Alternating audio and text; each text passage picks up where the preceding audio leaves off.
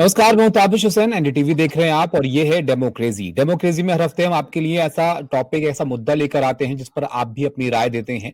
और इस बार हमने ये सोचा कि मौसम पर क्यों ना बात की जाए, क्योंकि जिस तरह की तस्वीरें आ रही हैं अलग अलग जगह से, मौसम कहीं ना कहीं चिंता पैदा कर रहा है लोगों के लिए। वैसे आमतौर पर फरवरी का महीना बाहर का महीना होता है, जब सर्दियां खत्म हो रही होती हैं, गर्मियों की शुरुआत हो रही होती है और ऐसे में मौसम थोड़ा खुशनुमा होता है।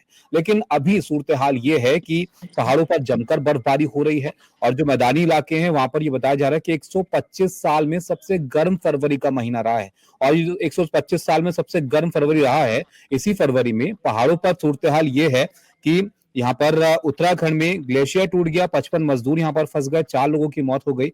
और इसके अलावा अगर आप देखेंगे कश्मीर में क्या हाल है, तो यहाँ पर कश्मीर और हिमाचल प्रदेश में भारी बर्फबारी हो रही है कई जगह पर। श्रीनगर जम्मू राष्ट्रीय राजमार्ग को 2 दिनों से बंद करना पड़ा, इतनी बर्फ वहां पर पड़ी है। तेज बारिश हुई है तो रामबन जो इलाका है वहां सड़क को नुकसान पहुंचा है। इसके अलावा पीरा कुनफेर टनल का एक हिस्सा बंद करना पड़ा है और हाईवे पर गाड़ियां इसकी वजह से फंसी, जाहिर तौर पर दिक्कत लोगों को हुई। भदरवा से लेकर अनंतनाग तक भारी बर्फबारी हुई और हिमाचल प्रदेश में अचानक से मौसम बदला और बादल यहाँ पर फटा, उससे कई गाड़ियों को नुकसान पहुंचा है। तो हिमाचल प्रदेश, उत्तराखंड और जम्मू कश्मीर में कुछ इस तरह का हाल है जहां बारिश बहुत हो रही है और बर्फबारी बहुत हुई है। और जो मैदानी इलाके हैं वहां पर 125 साल में सबसे गर्म फरवरी रहा है। तापमान करीब 1.5 डिग्री तक ज्यादा रहा है जो औसत तापमान फरवरी में रहता है। तो इतना अलग मिजाज क्यों मौसम का दिख रहा है फरवरी में, इस पर हमने आपसे सवाल भी पूछा था, जो कि हमारे हफ्ते आपसे पूछते हैं डेमोक्रेसी में। और सवाल मौसम को लेकर यह था कि मौसम के मिजाज ने लोगों को परेशान कर दिया है क्या। इस पर जवाब जो आया वो 91% लोगों ने हाँ कहा और 9% का मानना था कि नहीं, क्योंकि कुछ लोगों को बर्फबारी अच्छी लगती है तो वो देखने के लिए पहाड़ों पर जाते हैं, लेकिन कुछ ज्यादा इस बार हो रही है। इस पर चर्चा करते हैं। हमारे साथ खास मेहमान जुड़ रहे हैं, उनसे आपका तारुफ कराते हैं। आनंद कुमार जी हमारे साथ हैं, प्रेसिडेंट हैं इंडियन मेट्रोलॉजिकल सोसाइटी के और farmer additional director general of metrology रहे हैं इंडिया मेट्रोलॉजिकल डिपार्टमेंट के। आनंद जी, बहुत स्वागत है आपका। नमस्कार। सबसे पहले तो आपसे यही जानना चाहूंगा, तो बाहर का महीना होता है फरवरी, इसमें ये आफत आई हुई है पहाड़ी इलाकों में, ये आमतौर पर होता है, सामान्य आपको लग रहा है मौसम, या कुछ ज्यादा इस बार हो रहा है? नहीं, देखिए, इस बार ये वैसे तो ये बर्फबारी खासकर उत्तर पश्चिम हिमालय क्षेत्र में एक सामान्य प्रक्रिया है। इस बार क्या देखने को आया कि थोड़ी वर्षा और स्नोफॉल कम हुआ, जनवरी से और फरवरी में भी काफी कम हुआ। और काफी लोगों को तो ये मानना था कि इस बार शायद जल का संकट ना आ जाए जम्मू कश्मीर और हिमाचल वगैरह में, और नेचुरली एप्पल और उससे रिलेटेड जितनी फसलें उनमें भी चाहिए होता है उनको, तो बर्फबारी नहीं हो रही थी। मगर आखिर में जाते जाते जो है ये पश्चिमी विक्षोभ जो आया वो इतना स्ट्रांग था, उसके साथ ट्रफ भी थी और उसके साथ साथ एक इंड्यूस साइक्लोनिक सर्कुलेशन भी बन चुका था, कहते हैं आपके साउथ वेस्ट राजस्थान के आसपास, और एक यूपी के आसपास भी बना था।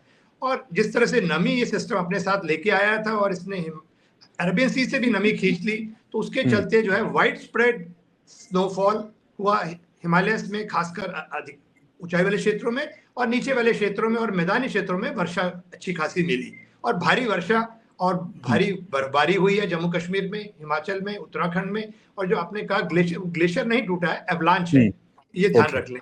और जहां तक क्लाउड बस्ट की बात है, मुझे लगता है क्लाउड बस्ट की भी कोई रिपोर्टिंग नहीं है। अक्सर क्या होता है, ये जब गाड़ियां बह जाती हैं और ये इस तरह का नुकसान पहुंचता है तो लोग उसको क्लाउड बस्ट की, लेकिन ये एवलांच जिस वक्त आ रहा है वहां फरवरी खत्म हो रहा है और मार्च की अब शुरुआत यहां पर हुई है आनंद जी। लेकिन इसी तरह हम सर्दियों को भी देखते हैं कि दिसंबर तक लोग इंतजार ही करते रहते हैं कि मौसम तापमान में बहुत ज्यादा गिरावट नहीं है। क्या ये मौसम आगे खिसक रहा है, क्योंकि इस वक्त में एवलांच आना, इतनी बर्फ गिर जाना कि रास्ते बंद हो जा रहे हैं। मनाली की तस्वीरें हमने देखी और जगहों की तस्वीरें देखी, तो क्या मौसम आगे खिसकता चला जा रहा है? नहीं, देखिए 2 साल एक जैसे नहीं होते, ये ध्यान रखिए। जो जिसे हम कहते हैं natural inter annual climate variability, natural reasons के कारण भी ये नहीं होता। और हमने तो जो कैलेंडर बनाया नेचर हमारा, ये जो हम जनवरी फरवरी वाला जो ब्रिटिश कैलेंडर फॉलो करते हैं, नेचर इस कैलेंडर को नहीं फॉलो करती है। हम सोचते हैं हर चीज इसी कैलेंडर के आधार पर होगी, तो वैसे भी सीजन में आगे पीछे रहता है। मगर हाँ, कुछ लोगों का मानना है कि भाई थोड़ी खिसक रहा है आगे को, तो कई बार ऐसा अक्सर हो जाता है। कई सालों के अंदर बर्फबारी कम होती है सामान्य से, और कभी कभी ज्यादा हो जाती है, कभी जल्दी हो जाती है, कभी देर से होती है। यदि जल्दी स्नोफॉल हो जाता है, यदि आप देखें कई बार आपको क्रिसमस के समय पे स्नोफॉल, शायद इस पर तो मिला भी था, शायद क्रिसमस के टाइम पर स्नो, मगर उसके बाद में नहीं मिला। मगर हर साल लोग एक्सपेक्ट करते हैं कि क्रिसमस पे स्नोफॉल मिले। वो यूरोपियन कंट्रीज में होता है, जरूरी नहीं है कि यहाँ मिल जाए, आपको मिल जाए तो बहुत अच्छी बात है। हाँ, और जो पहले स्नोफॉल होता है तो वो, और बाद में भी मिलता जाए तो वो जम जाता है और उसका ज्यादा लाभ मिलता है, क्योंकि वो फिर रिसाव धीरे धीरे पिघलता है और उसका रिसाव होता है, जल स्रोत वगैरह भी उससे रिचार्ज होते हैं, ग्राउंड वाटर रिचार्ज हो जाता है। मगर इस बार ऐसा देखने को नहीं मिला। पश्चिम विक्षोभ जिसके चलते ये वर्षा बर्फबारी होती है, और जम्मू कश्मीर में तो पूरे साल भर में सबसे ज्यादा वर्षा बर्फबारी इसी सीजन में मिलती है। तो अभी जो जिस तरह के मौसम लग रहा है, ये अनुमान भी है कि एवलांच भी और आ सकते हैं, देखने को मिल सकते हैं, और बर्फबारी भी हो सकती है। तो आपको लगता है कि ये बर्फबारी का या सर्दी का सीजन अभी थोड़ा और खिंच सकता है? नहीं, बिल्कुल। देखिए, मैंने जैसे कहा कि अभी तो ये फरवरी खत्म हुई है, इसका मतलब ये नहीं कि पश्चिमी विक्षोभ नहीं आएंगे इसके बाद। पश्चिमी विक्षोभ तो जनवरी, फरवरी, मार्च, कई बार अप्रैल तक भी आते हैं। और चूंकि फरवरी में कम हुआ था सामान्य से, तो उसका वो देखने में मिल रहा है कि एंड में जाते जाते इतना स्ट्रॉन्ग पश्चिमी विक्षोभ आ गया और उसने झमाझम वर्षा, बर्फबारी, मैदानी क्षेत्रों में वर्षा, और राजस्थान वगैरह में तो ओलावृष्टि है जिसकी भी चेतावनी दी गई थी। तो ये अक्सर हो जाता है, ऐसी कोई बात नहीं है। मगर हाँ, अब और इसके बाद एक पश्चिमी विक्षोभ और आ रहा है 2 इसके बाद से, तो हो सकता है आपको 3 और 4 को फिर थोड़ी थोड़ी वर्षा फिर मिलेगी जम्मू कश्मीर और हिमाचल और उत्तराखंड के अंदर। तो ये कोई असामान्य बात नहीं है। पर हाँ, कई बार ये जो चक्र होता है आगे पीछे हो जाता है, कई बार जल्दी मिल जाती है वर्षा, कई बार देर से मिलती है, कई बार, और थोड़ा बहुत आनंद जी, चलिए, ये तो क्लाइमेट चेंज का भी थोड़ा सा, ये तो आपने बहुत अच्छी चीज बताई। चलिए, ये एक साइकिल होता है, ये थोड़ा बहुत इसमें बदलाव होता रहता है हर साल। तो सामान्य सी बात है कि इस वक्त में वहां बर्फबारी ज्यादा हो रही है, कई बार ज्यादा हो जाती है, कई बार कम हो जाती है। लेकिन ये जो गर्मी देखी जा रही है मैदानी इलाकों में, 125 साल का सबसे गर्म फरवरी रहा है, और सिर्फ फरवरी नहीं है, जनवरी का महीना भी इतिहास का तीसरा सबसे गर्म महीना रहा था। ये औसत तापमान 1.5 डिग्री के करीब बढ़ जाना, ये क्या संकेत दे रहा है? हाँ, देखिए, इसमें भी जैसे मैंने कहा कि तापमान का बढ़ोतरी एक मुख्य कारण तो ग्लोबल वार्मिंग है। जो पिछले हमारे 100 साल के आंकड़े देखे पूरे इंडिया के, तो उसमें 1 डिग्री जो है तापमान धरती का हमारे बढ़ चुका है। तो वो एक ग्लोबल वार्मिंग का एक तो वो कंपोनेंट हो गया।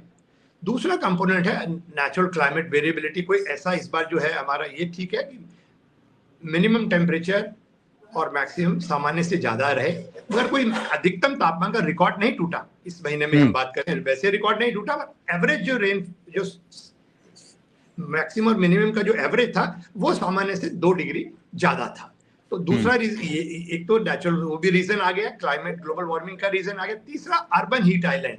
ये पूरे देश में ट्रेंड मिल रहा है कि अधिकतम तापमान भी और न्यूनतम तापमान जो रात के होते हैं उसमें दोनों में बढ़ोतरी हो रही है। और कुछ साइंटिस्ट का ऐसा मानना है कि जो रिलेटिव ह्यूमिडिटी और खासकर जो क्लाउडीनेस रात को बढ़ती है, तो उसके चलते जो रेडिएशन वापस है वो जा नहीं पाती और तापमान, न्यूनतम तापमान भी बढ़ रहे हैं। तो बिल्कुल सही बात है, ये ट्रेंड देखने को मिल रहा है कि अधिकतम और न्यूनतम तापमान जो है बढ़ रहे हैं, और खासकर सिटीज में इसका ज्यादा देखने को आ रहा है, जहां पे अर्बन हीट आइलैंड, यानी कि जो सिटीज हैं उसको यदि कंपेयर करें में आउटस्कर्ट्स, जो आउटर रीजन्स होते हैं जहां पर कि भाई घास उगी हुई है, फसल लगी हुई है, पेड़ लगे हुए हैं, पूरी जमीन जो है कवर्ड है, और वहां पे एवापोर ट्रांसपरेशन होता है, यानी पानी उड़ता है, तो कूलिंग होती है। वो आउटस्कर्ट जो है, ये रूरल एरियाज हैं, वो ठंडे होते हैं बनस्पत के सिटी में, क्योंकि वहां पर आपके कंक्रीट स्ट्रक्चर्स हैं, आपके पास असफॉल्ट है, आपके पास टार है, काली रोड्स हैं, स्टील है, लोहा है, ये सारी चीजें रेडिएशन को अब्सॉर्ब करती हैं दिन में, और फिर जैसे सन सेट हो जाए उसके बाद रिलीज करती हैं, और रिलीज करने से धीरे धीरे तो वो रात भी गर्म बनी रहती है। तो अर्बन हीट आइलैंड जो है वो भी एक मतलब कि एक इंपॉर्टेंट फैक्टर है। और उसके अलावा एरोसॉल्स, किस तरह के एरोसॉल्स हैं आपके, यदि ब्लैक कार्बन ज्यादा है पोल्यूशन के कारण, तो वो रेडिएशन, जाती हुई रेडिएशन को अब्सॉर्ब करेगा, तो वो भी टेम्परेचर को बढ़ा रहा है। तो इसके आनंद जी, आखिरी सवाल मेरा आपसे इस सिलसिले में यहाँ पर ये होगा, एक तो ग्लोबल वार्मिंग का रोल आप कितना समझते हैं इस मौसम के मिजाज में बदलाव को लेकर, और दूसरी बात ये, क्योंकि जब भी कोई मौसम बदलता है तो उससे एक अनुमान आगे के लिए भी लग जाता है कि अगर मानसून वक्त पे आ जा रहा है तो आगे के सीजन कैसे रहेंगे। अब अगर फरवरी तक बर्फबारी हो रही है, मार्च की शुरुआत तक बर्फबारी हो रही है, और मैदानी इलाकों में गर्मी ज्यादा हो रही है, तो अब ये गर्मियों का मौसम या बारिश का मौसम, इसको लेकर आपको क्या लगता है कि ये किस तरह का रह सकता है? देखिए, एक तो पहली बात कि ग्लोबल वार्मिंग का तो है, मगर ये जो भी बदलाव आते हैं, आप अक्सर लोगों का भी ये मानना हो गया, बारिश ज्यादा हो कम हो, ठंड ज्यादा हो कम हो, सबका ब्लेम क्लाइमेट चेंज पे थोप रहे हैं। ऐसा नहीं है। जब ग्लोबल वार्मिंग, क्लाइमेट चेंज नहीं थी, जब भी बाढ़ें आती थी, तूफान आते थे, सब कुछ होता था। अब ये है कि उसका एडेड प्रेशर है क्लाइमेट चेंज का, तो इसकी फ्रीक्वेंसी इंटेंसिटी थोड़ी बढ़ जाएगी। एक चीज ध्यान देना है हमें। और दूसरी, बर्फबारी तो साल भर होती है। ऊंचे वाले आप बद्रीनाथ केदारनाथ जो चारधाम यात्रा के लिए आते हैं उस समय स्नोफॉल हो रहा होता है, तो ऐसा नहीं है कि नहीं होती। वो तो पश्चिमी विक्षोभ तो आते रहते हैं, पर हाँ ऐसा होता है कि मार्च अप्रैल के बाद से उनकी फ्रीक्वेंसी और इंटेंसिटी कम होती चली जाती है। तो अभी भी मार्च वगैरह ऐसा नहीं है कि मार्च में नहीं आते वेस्टर्न डिस्टर्बेंस, मार्च तक बर्फबारी मिलती है, अप्रैल में भी बर्फबारी मिलती है। तो ऐसा नहीं कि बड़ा अनयूजुअल हो रहा है, क्योंकि इतने दिन से लोगों ने देखी नहीं थी, तापमान बढ़े हुए थे, और जब तापमान बढ़े होते हैं तो उसकी वाटर होल्डिंग कैपेसिटी ज्यादा होती है, तो नमी जैसी आई उस हवा में ज्यादा नमी समा गई और इस सिस्टम ने उसको उठा दिया और जबरदस्त बारिश और बर्फबारी दे दी। तो इसमें कोई ऐसा अनयूजुअल चीज नहीं हुई है। पर हाँ, चूंकि गाड़ियां बहती हुई देखी आपने, और वो तो गलत नदी के किनारे जो है, लोग नदी के अंदर जाके गाड़ियां पार्क करते हैं हिमाचल में, और वो तो बहेंगी, और जब बह जाएंगी तो बोलेंगे बादल फट गया। तो बादल क्या गर्मी भी ज्यादा होगी इस साल? गर्मी, अभी मौसम विभाग ने जो कहते पूर्वानुमान जारी किया है, उनका मानना है कि सामान्य से अधिक गर्मी होगी और सामान्य से अधिक जो है आपके हीट वेव्स हो सकती हैं।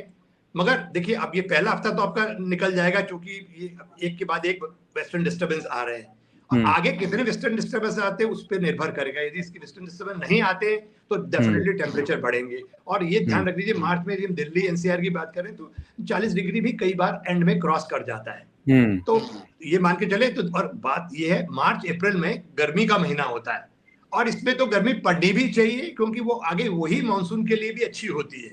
मगर हाँ, बीच बीच में यदि वेस्टर्न डिस्टर्बेंस आते रहेंगे तो आपको राहत मिलती रहेगी। लेकिन ये मौसम जो जिस तरह का हो रहा है आनंद जी, के कभी अब जैसे फरवरी के महीने में लोगों ने ऐसा महसूस हुआ कि चलिए अब सर्दियां शायद खत्म हो गई हैं, आप गर्मी वाले कपड़ों में बाहर टहलने लग जाते हैं, और अचानक से ठंड आ जा रही है, ठंडा हो जा रहा है मौसम। तो ये लोगों के लिए भी बड़ा नुकसानदायक होता है, और ये थोड़ा बदलाव जो है ये क्या हमारे लिए नया है, इसको हमें अडॉप्ट करना पड़ेगा। कि हो सकता है आपको दिन में गर्मी महसूस हो, रात को आपको ठंड महसूस हो जाए। आज गर्मी का मौसम फील हो रहा है, कल को वो सर्दी का मौसम फील होने लगे। जी बिल्कुल, देखिए ऐसा होता है कि जब खासकर 13 जनवरी की बात करें, मकर संक्रांति, तो उसके बाद जो सन है उसकी मूवमेंट जो है इक्वेटर क्रॉस करके नॉर्दर्न हेमिस्फीयर में सन आ जाता है ओवरहेड।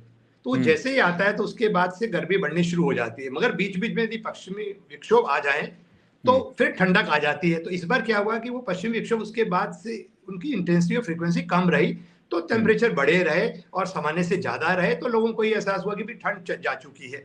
और इस समय उत्तराखंड और हिमाचल में जाइए तो जबरदस्त ठंड पड़ रही है, अच्छी ठंड हो गई बिल इसके कारण। तो इतनी जल्दी, एक तो आपको ध्यान रखना है कि मौसम में बहुत बदलाव होते हैं, रहते हैं इस तरह से, और जब ठंडक हो जाए तो उसके अकॉर्डिंगली ड्रेसअप करें। और ये एक और चीज मैं बताऊं कि अक्सर लोगों का है कि ठंड पड़ जाए तो परेशान, गर्मी हो तो परेशान, बरसात हो तो परेशान।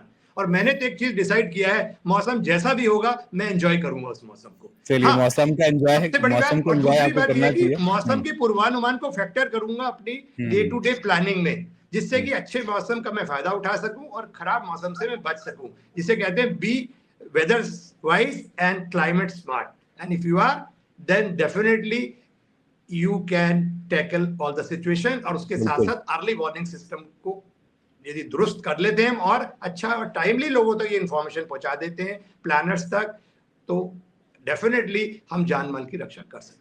जी बिल्कुल, बहुत शुक्रिया आनंद जी आपका हमारे साथ जुड़ने के लिए और बहुत अच्छे से समझाने के लिए कि मौसम के बदलाव किस तरह होते हैं और इस बार का जो मौसम है वो क्यों इतना बदला हुआ है, अलग सा लोगों को लग रहा है। लेकिन अगर हादसे ना हो तो मौसम के बदलाव भी अच्छे ही हैं, आपको सारे मौसम अनुभव करने चाहिए। लेकिन जिस तरह के हादसे हुए हैं वो एक बड़ी चिंता की बात है। जैसे कि यहाँ पर चमोली में हो गया, जो एवलांच आया, वहां पर 4 लोगों की जान चली गई। कई जगह पर लोगों को परेशानी भी हुई, यातायात में सड़कों वगैरह को नुकसान हुआ ज्यादा बर्फबारी, ज्यादा बारिश से। तो फिलहाल इस हफ्ते के डेमोक्रेसी में इतना ही। अगले हफ्ते आपसे फिर मुलाकात होगी एक और टॉपिक के साथ। तब तक के लिए नमस्कार।